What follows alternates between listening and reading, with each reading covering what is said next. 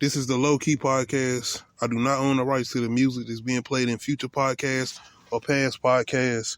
This is the Low Key Podcast, episode 31, Love Jones. I just want to dedicate this song to all the lovers in the world tonight. And I expect that to be the whole world because everybody needs someone or something to love.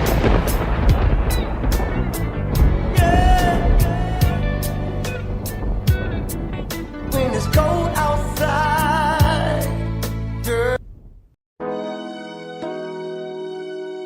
Oh yeah, baby. You got to make your mind up.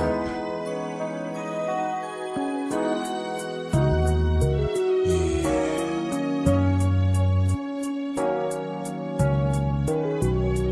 Cut close. Help me out.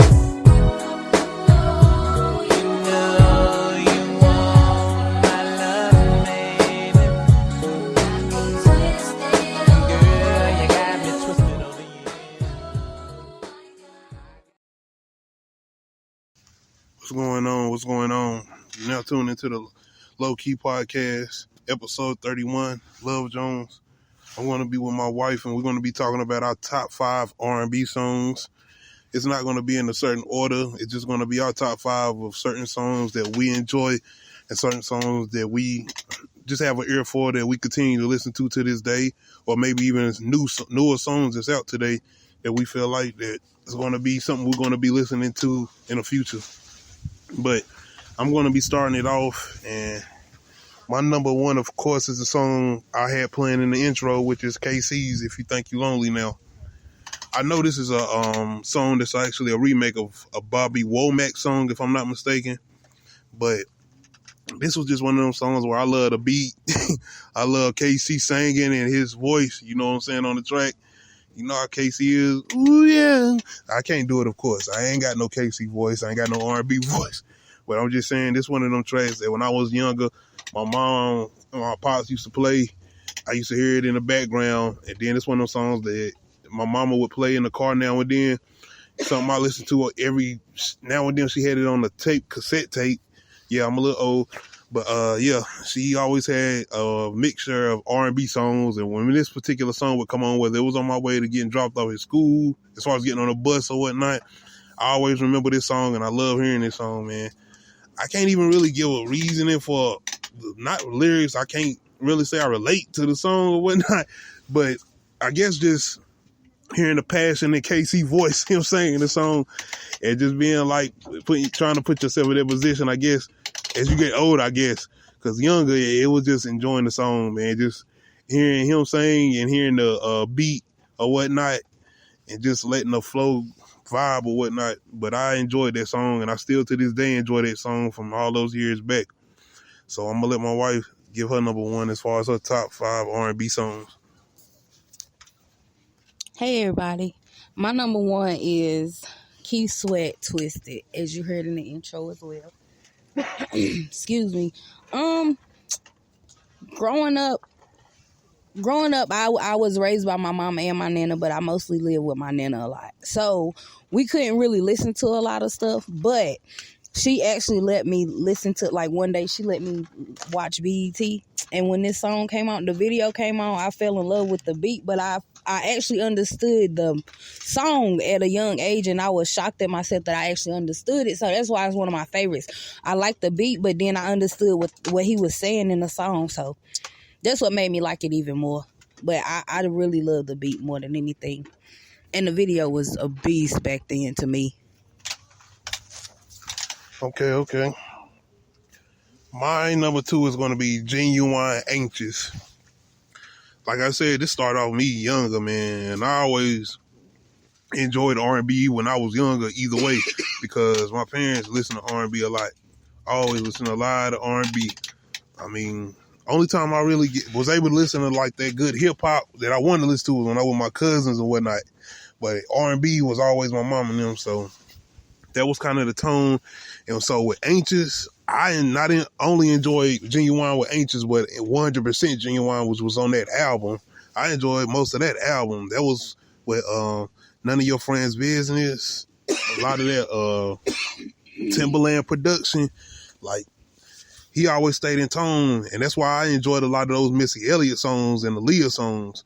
But him with Genuine, even with Pony, like, these was one of my favorite tracks and probably my number one, even with the video, Genuine in the Lamborghini and whatnot, singing, and you sitting up there being younger, acting like you sang it to your little crush you had in school or whatnot. Like, they was always tripping out as far as just in tone with those tracks and what Genuine was singing about. And man, being a nigga that couldn't have no baby hair and that shit like that, and couldn't have no sideburns and shit, and this light skinned nigga singing and whatnot, it was like shit. You was just trying to enjoy yourself, and being younger, sitting there listening to them songs, you like, shit, if I had a little chick I could sing this to, I'm gonna sing this shit to her like this. You know what I'm saying? I ain't got no baby hair and shit, but yeah, I might hit them notes like that. No, nigga, you couldn't hit them notes, especially back then. But and just enjoying them songs and being older and being able to still enjoy them songs, I can say that Timberland's production is now outdated. Same way what I say with Dr. Dre's production. Like, that sound is not outdated. Like, you can still rock to that. Like, it's 10 till where you been? Did you get my message? I sound a mess. I'm just saying, though, I enjoyed, that's how you was singing back then. That's how you was trying to enjoy it. And being able to enjoy these songs now, like, even when I'm working, or I ain't gonna say I've been working out, but I'm saying if I'm working out, I can enjoy this music or whatnot, you know what I'm saying? But while I'm working or whatnot, I can still listen to this day. So I enjoyed it. So shout out to Timberland and Genuine on that production and what they was doing behind the scenes, and it being, that song being able to listen to it in 2020. Yeah, that's some good tones. So I'm gonna let my wife do her number 2 in the top 5 R&B. My number 2 is Hopeless by Deion Ferris. I think it was played in, I think it might have been played in Love Jones. I'm not sure. But when I was growing up, I thought it was Angie's song, which I found out later on it wasn't. But growing up, we listened to that song on Saturday mornings cleaning up, and I really loved it. I didn't get the meaning. I like the beat and the melodies of it. But I really love that song. A lot of people know it as the song Hopeless, like a penny with a hole in it. I think it's a real good melody to it. I might have to listen to it now that I done got older and figure out the meaning to it. But that's one of my top 5 R&Bs. Okay. My number 3 is Aaliyah, One in a Million. And I mean, I don't have to explain nothing. Being a young boy, every childhood boy, definitely your crush had to be Aaliyah. I mean, having the hair over her one eye and just having that one eye and while she sang and what, like, man, it was everything. I'm telling you, Aaliyah was the crush. I mean, if it wasn't Left Eye Lopez, I mean, of course, T-Bars and, you know, shit, who else? As far as R&B, like, Aaliyah was it, man. Aaliyah was everything, nigga. You was just waiting on the video, her coming in with that tone, and you had her sitting on top of the car in the video, whatnot, man. Shit. Like I said, Timberland, that production, everything he did, man, and that shit still to this day, you listening to them songs, man, and everything as far as her tone and her singing, and you know she could do that shit a cappella. You know, Aaliyah could come with the acapella shit all day long, man. And her having that same presence when she would have a live performance. R.I.P. Aaliyah, man. Definitely rest in peace to Aaliyah. But shit, that crush, definitely. Definitely, when she come on there and she singing her songs and she doing her little dances or whatnot, and then you see this light-skinned nigga Genuine coming up on her and shit with his fuck-ass sideburns and shit. Here he go. Fuck this nigga, man. I'm just saying, though, man.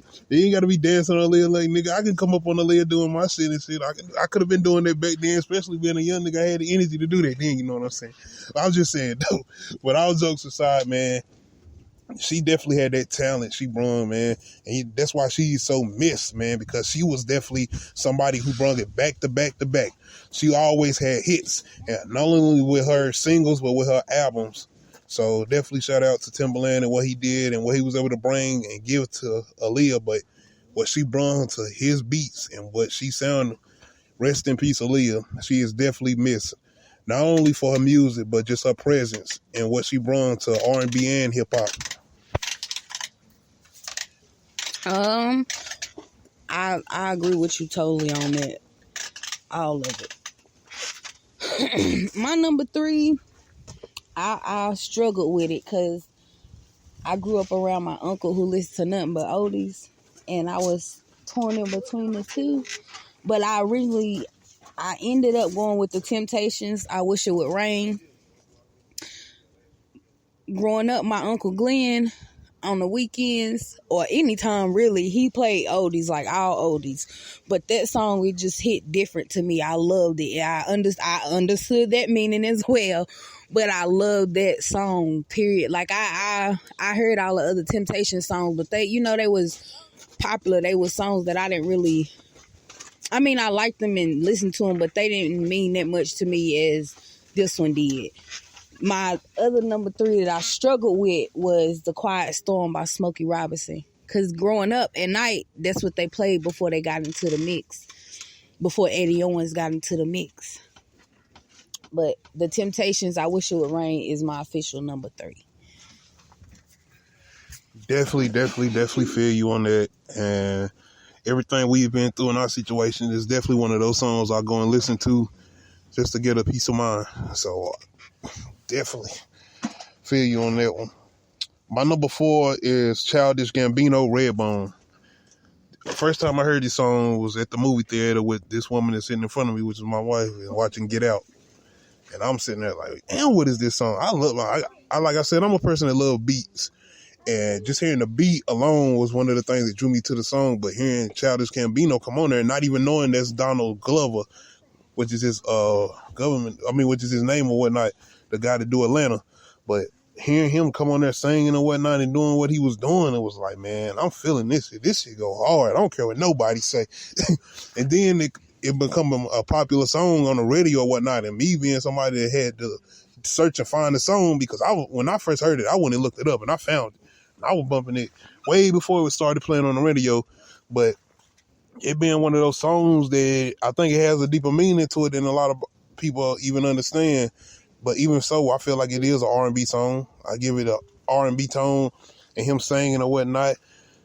And just, like I said, the melody, not only with the beat, it's definitely one of the things that drew me on and wanted me to keep that song going. And it's one of those songs that I feel like is going to stay up to date. I don't think it's going to never be outdated, because it not only has an old school sound to it, but it has an up to date sound to it.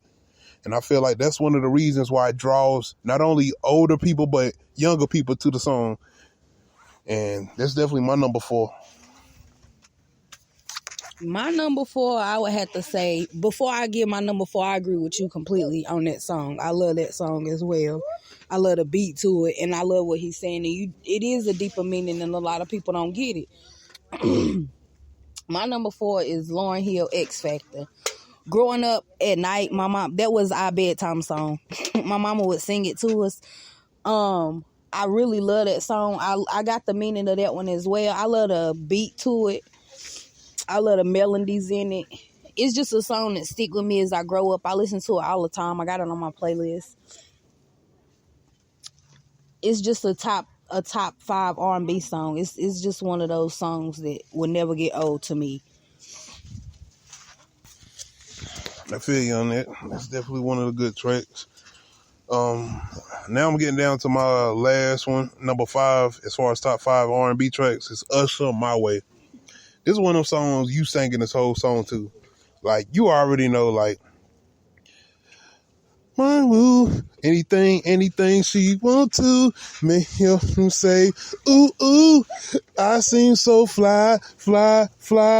She tease me anytime she wanna get freaky. Now, I had to, cause that's how you was doing it. Especially when you was younger and you in there singing it and shit, man. Cause this is back in the day, you know what I'm saying, when even MTV still was playing real well and shit. You know, when they actually played videos, they actually played music videos, cause it's called music television. But I'm just saying, this is when them songs come on before you go to school and when you get home when they playing, you know what I'm saying?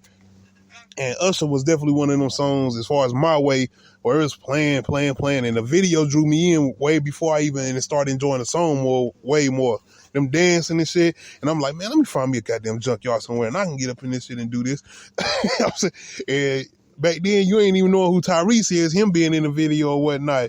But yeah, them one of them R&B songs where you singing it. And Usher, to me, had a couple of tracks where you could sing along to it and you could just follow along with whatever he's saying. And like I said, it goes back to having, like I said, you either have a little crush in school or you have one of them little girls you want to talk to and you just saying, picturing yourself singing one of them tracks to it and you saying like this one. But Usher is definitely one of them songs where you singing it lyric for lyric, you following Usher. And as far as the video is, back in the day when you go back to having the videos having more of an input than the song, I would say, because to me, I was drawn more into the video and the video playing and me being able to listen to the song then on the radio and saying, oh, that's the damn song I would listen to when I was seeing a video on TV or whatnot. Because I didn't have enough time to listen to no song on the radio.